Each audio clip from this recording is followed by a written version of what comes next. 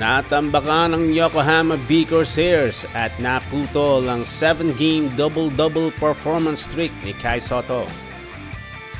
Matapos malimitahan lamang siya sa 4 rebounds ng Nagasaki Velka.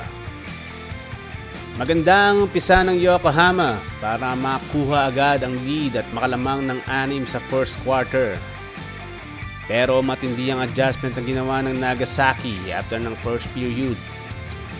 10 puntos lang nagawa ng Yokohama against sa 34 points ng Nagasaki para ungusan ng Yokohama ng 15-point lead at the end of first half.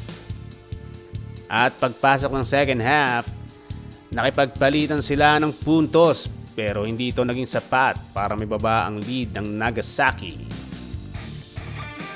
Malaking factor ang pag-cover at pag-boxing out sa paint ng Nagasaki para mapigilan nila ang Yokohama.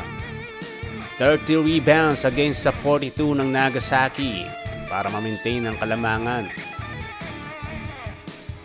Sablay sa 3 points ang Yokohama B Corsairs.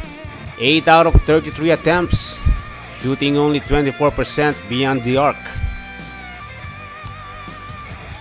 Nagtala pa rin si Kai Ju ng 17 points, shooting 70% from the field. Good game pa rin for Kabayan. Panoorin natin ang mga highlights ng laro. At kung di mabigat sa inyo, please like and subscribe mga boss.